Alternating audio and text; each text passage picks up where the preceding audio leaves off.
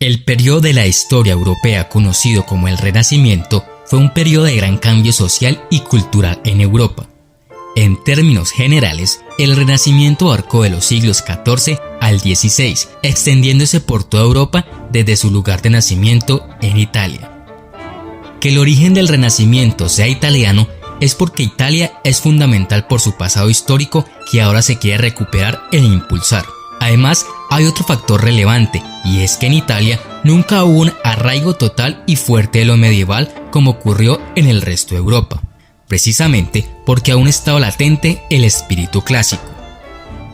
Las cruzadas habían intensificado el tráfico comercial entre Oriente y Occidente, enriqueciendo especialmente las ciudades italianas de Venecia, Génova, Pisa y Florencia. Dentro de sus muros, un grupo de banqueros, comerciantes, industriales y artesanos consiguieron la seguridad y la libertad para el despliegue de sus capacidades personales. Estos burgueses aprendieron mediante la experiencia personal y colectiva que el éxito de sus empresas económicas dependía de la capacidad para calcular y anticiparse a las circunstancias mediante decisiones oportunas. Su posición individual en la sociedad no dependía de la voluntad divina, sino de sí mismos. ¿Por qué hubo un renacimiento en Europa? La Edad Media de la historia europea fue una época caracterizada por el conformismo. Las personas que mostraban creatividad o se apartaban de los métodos establecidos de pensar y comportarse a menudo eran castigadas o marginadas de la sociedad. La Alta Edad Media fue una época de miedo en Europa. Se pensaba que el mundo estaba formado solo por 3 continentes y que la Tierra, y no el Sol, era considerada el centro del sistema solar. Muchas de estas creencias medievales resultaron ser falsas durante el Renacimiento. Hasta el Renacimiento, la mayoría de los europeos seguían las enseñanzas del catolicismo porque tenían poca exposición a cualquier forma de educación más allá de esta. La ciencia no era un concepto bien entendido y muy poco de lo que la Iglesia enseñó a la gente sobre la vida fue desafiado. Aquellos que hablaron en contra de la Iglesia fueron acusados de herejía y etiquetados como herejes. Los herejes eran a menudo objeto de castigos extremadamente severos, como ser torturados o quemados en la hoguera frente a la gente del pueblo. El Renacimiento fue un periodo en el que se iba dejando atrás la Edad Media para dar comienzo a lo que se conoció luego como la Era Moderna. Sin duda, fue este un cambio muy profundo y complejo que trascendió a todos los órdenes de la vida, de modo que significó mucho más que un movimiento artístico o cultural, como a veces se cree. No fue esta una ruptura brusca, sino un paso gradual de una sociedad feudal basada en la actividad agraria a una sociedad mercantil, apoyada en el valor de la nación. También supuso el reimpulso de la investigación científica, el apogeo de las universidades, y en el terreno científico se trató de profundizar en las aplicaciones y fundamentos de la ciencia. Las cátedras de cirugía y anatomía en las universidades eran desarrolladas por los médicos que se iban dirigiendo cada vez más por el camino práctico como Miguel Servet, además de la separación de los conceptos de arte y artista respecto de artesanía y artesano.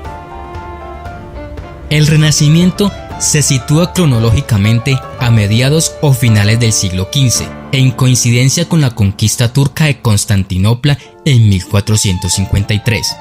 Para esa época se produjeron otros 2 hitos muy importantes: la invención de la imprenta por Gutenberg y el desarrollo de la teoría heliocéntrica de Copérnico, que explicaba de manera más efectiva los fenómenos astronómicos observados.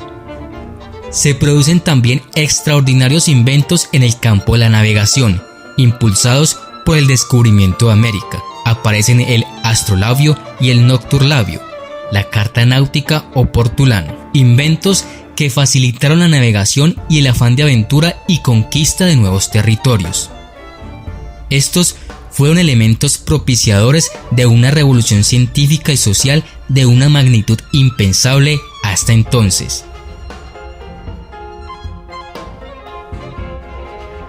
El humanismo es el término que mejor define el Renacimiento. Por primera vez, la figura del hombre como ser creador ocupa un lugar central, tras años y años de teocentrismo, es decir, de Dios como fuente de toda creación. Otras teorías proponían que el gobierno era una institución terrenal pero de origen divino. Surgen entonces nuevos pensadores que renuevan la teoría política, exigiendo la separación de poderes. El gobierno es una institución terrenal de invención humana que no tiene nada que ver con la divinidad.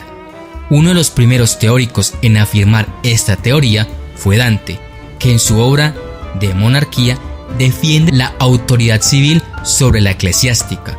Otros tantos pensadores también proponen esta división. La teoría política de este periodo llega a su apogeo con Nicolás Maquiavelo, pensador que influirá posteriormente en el pensamiento del barroco. Como secretario de la Cancillería florentina, cumple numerosas misiones al servicio del gobierno de su ciudad. Es un excelente observador y en sus escritos refleja el apasionante mundo político de su época. Factores que promueven el Renacimiento. Económicamente, el Renacimiento comercial revivió el intercambio cultural entre Oriente y Occidente, convirtiéndose en el principal factor de renacimiento cultural.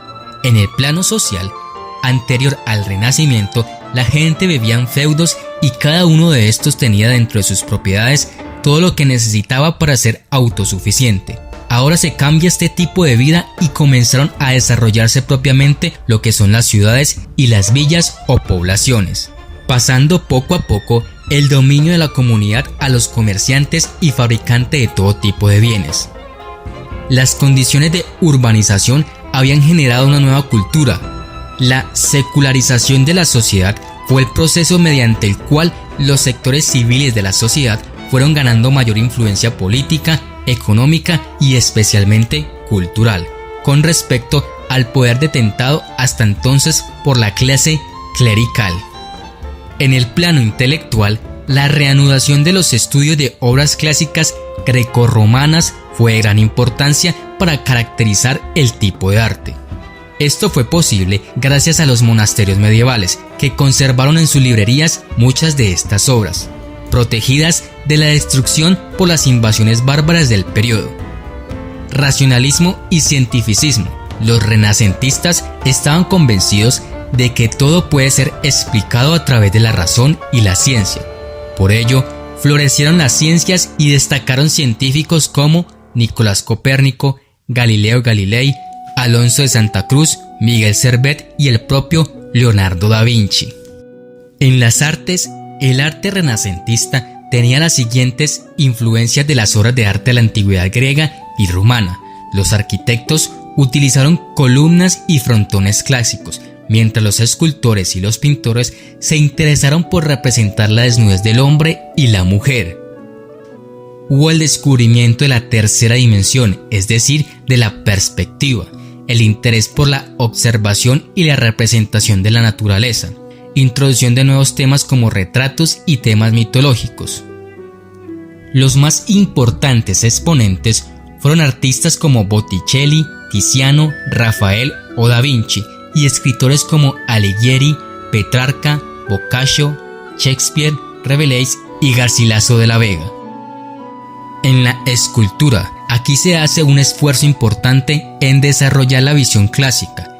Lo que más se realizó fueron los retratos, bustos, temas mitológicos y religiosos, y una vez más el estudio de la anatomía llevó a los grandes escultores a realizar desnudos perfectos.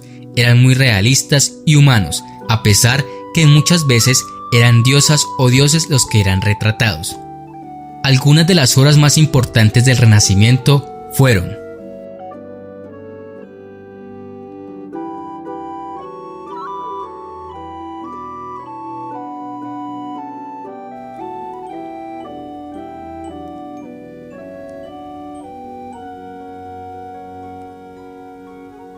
¿Hubo más de un renacimiento en Europa?